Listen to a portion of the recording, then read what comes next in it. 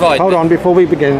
Right, go on then. Right, so I'm asking you now. Under what law are you asking me for my ID? Because at the moment, I'm quite... No. What at law? the moment, I'm quite concerned that you were filming entrances and you were pointing out and narrating about the no unauthorised signs. And what did I actually say? You said you were doing it for a YouTube channel, sir. Yes. And what did I actually say in the narration? I can't remember. So that's what I'm saying. I've explained to you now why I'm stopping you. Yeah, and I've told you why I'm doing it. And I've also now asked you to request details. I'm not giving you my details unless I've broken the law. I've explained to you why I want them to conduct a police national computer check. No. I've also informed you that you could actually be arrested for failing to provide it. Really? Yes, you could, Can I speak to your supervisor, please? Yeah, I can get a supervisor down here. Yes, please. I've explained what I'm doing. I'm not going anywhere. I'm not going anywhere. I wasn't going anywhere in the first place. You came up to me and started harassing me. And as you can see, no, I didn't get anti at all. I told him what I was doing, and then he carried on the conversation asking for my details. I haven't broken the law. The video opens with a tense exchange as a civilian questions a police officer about the legal basis for demanding personal details. The man calmly asks under which law he is being stopped, expressing concern about why he is being filmed and questioned while simply recording content for YouTube in a public space. There may be a terrorism act going on, but that's nothing to do with me.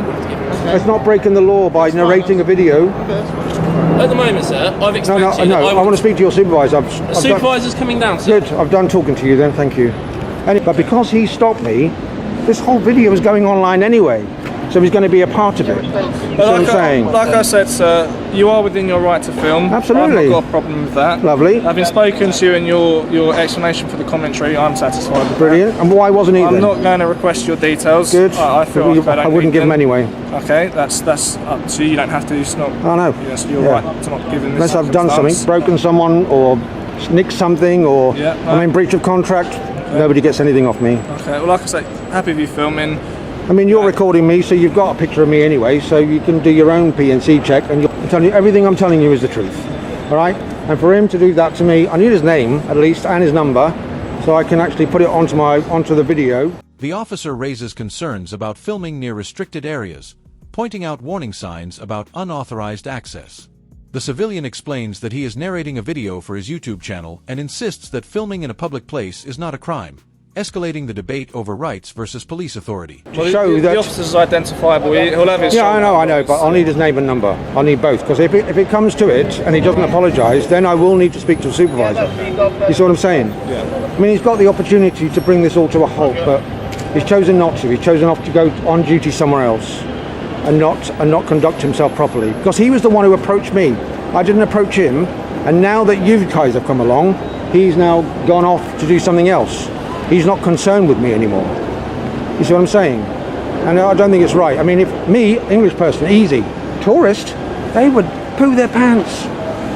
Absolutely poo their pants because they'll think they're going to jail. Because that's exactly what he said. I'll place you under arrest if you don't give me your details. Which is against the law to say that. Because he can't arrest me.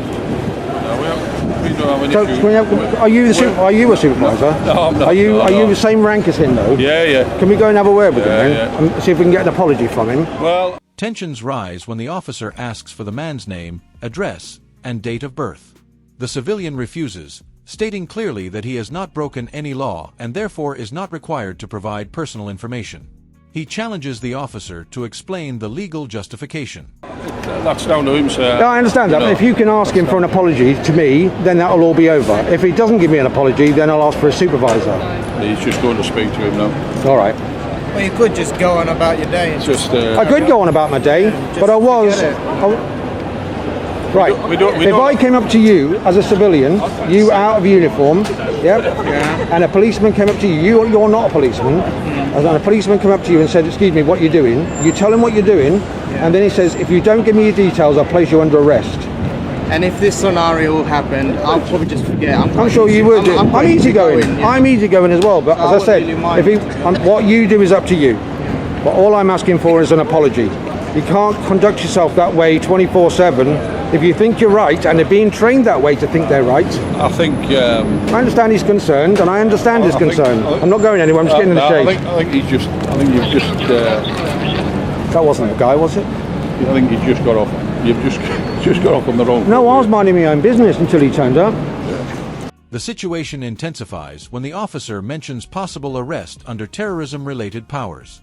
The civilian strongly objects, arguing that filming and narration do not constitute criminal behavior and that threatening arrest without clear suspicion is unlawful. What's your name again, sorry? Are you filming me now? I am filming you, yeah, because you've interacted with me, so... What's your name?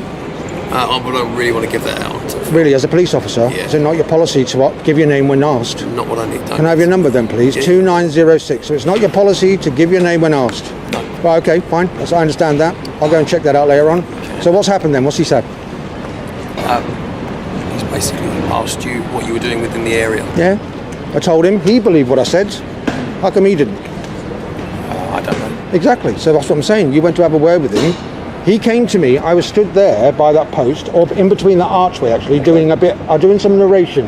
I run a history channel on YouTube. Feeling wrongly treated, the civilian asks to speak to a supervisor. He maintains that he has been cooperative but believes the officer has acted improperly. The video makes clear that the civilian wants accountability, not confrontation. I'm a civilian. He's in uniform. He should conduct himself in a manner to which... Yeah. What issue? You're right in what you say. Yeah. And he's right in what he says. But you can't ask I can't ask for a PNC check if I haven't broken the law. I don't have to ID myself unless I've broken one of those 3 rules. Well, technically you do. Why?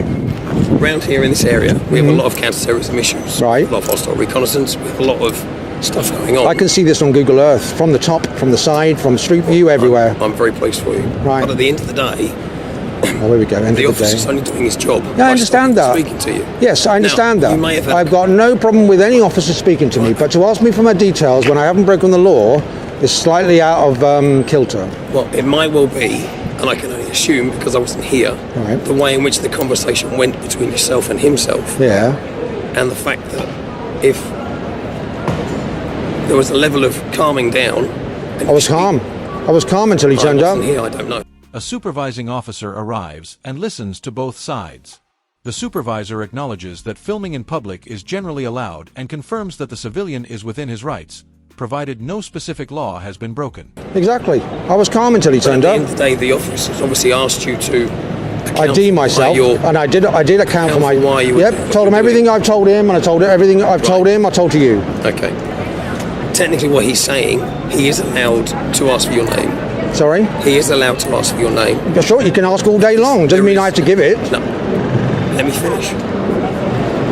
There is a power of arrest for failure to give name and address if an officer feels there is something more to what is going on. Yeah, but he has to articulate. He has to articulate a crime or suspicion of a crime. He doesn't have to articulate a crime. Of course he does. He has to articulate a suspicion of an act or of a behaviour. Yeah, a crime. It doesn't have to be. It's about behaviour. Behaviour makes no difference. It's a free country. I can behave how I like as long as I'm not hurting anybody. Right, but at the end of the day, I can say anything I like as well. Wrong underneath the Terrorism Act as well. There is an arrest power. How? At the end of the day, it's an act. I have to agree to what he's saying first before he can arrest me. You don't. Really? So he can arrest me? The civilian explains he runs a history-focused YouTube channel and was discussing the significance of the guardhouse and surrounding area. He clarifies that he respected all no unauthorized access signs and never crossed into restricted zones. For nothing. We're getting away from the point of the matter here. Is he articulating that I'm a terrorist? Because that's slander. Well, obviously he's not, no. It is. Oh, he's not doing that. He's not doing that, is that what you're saying?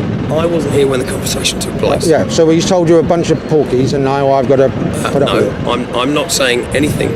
I'm not saying anyone said or done anything. Oh, so what did he say then? At the end of the day... What did he say exactly? You're accounting for your behaviour. Yeah, I accounted for that. He believed me. Right. He believed me, and he believed me. He didn't. And he came at me on his own with a weapon. All the officers here are. Yeah, I'm sure they are. Well done, well done. I'm meant to be more harmful than people with a weapon. Anyway, so it's nothing. I'm not going to get an apology from him. And if you're the supervisor, I will need your name for my records because this is going to go online, and I will be going to whichever police station he came from. Because what he's done is wrong. You can't conduct yourself like that in the public. Can't do it. The discussion turns technical, focusing on counter-terrorism powers and police discretion. The supervisor explains that officers may ask questions, but also admits that refusing to provide details is not automatically a crime unless there is reasonable suspicion. Anyway, so can I have his name or an apology, one of the two? If you can come across here and apologise to me, we'll forget all about this. But because you're a supervisor and he doesn't apologise to me, then I will need your name because you're responsible for his actions. If he's not responsible for his own, Well, he you is see what I'm saying? for his own. Well, then he should come and apologise then. But then if he doesn't apologise, I can't get his name and number because he won't give it to me. He won't give it to me. Right. So you as a supervisor can either go and speak to him and get a name and number off him, or you can tell me, or you can ask him to apologise and I'll be on my way. And I'll delete the video. Simple as. If he doesn't apologise and he's going to be stuck in the mud about it, that's why I'm speaking to you, because you're a supervisor, you're his boss. And if you think his conduct is becoming... The problem being is I wasn't here, so I can't judge his conduct. Well, I've told you what he said. Unfortunately, he wasn't aggressive or anything else, and neither was I. Right. Yeah. Hold on. Whoa. I haven't spoken. Your word against his word against yours. Yeah, but all I'm asking for, no, my word against his. He's a police officer. The civilian asks for either an apology or the officer's name and badge number, stating that the incident will be uploaded online. He emphasizes that public officers must conduct themselves professionally and cannot threaten arrest without proper grounds. What I would like is an apology off him, please. Apology. That's all. If he doesn't... I need to clarify what was said. Yeah, go on in. You've just done that. I'm sure you just did that, didn't you? But I also need to clarify that he was just doing his job. That is his job. His job here is the protection of this. Yes. These buildings. And me filming is not a crime. No one's saying it's a crime. That's what he said. He said, if you don't give me a PNC check and give me your details, I'll arrest you for taking photographs. Right, well that's not what he said. Exactly. Exactly what I'm saying. We're not going to get anywhere fast, are we? No, just get him to apologise and we'll be gone. And if you're not willing to give me a name, well, you give me your number, so I'm all right with that, 2906. Yeah. And you're, what rank? Sergeant. Sergeant. And you're his supervisor, yeah? I'm not his immediate supervisor, no. The video ends without a clear resolution. The civilian remains firm in seeking an apology, while the officers maintain they were doing their job. The clip closes with lingering tension, highlighting the ongoing debate between civil liberties, public filming, and police authority.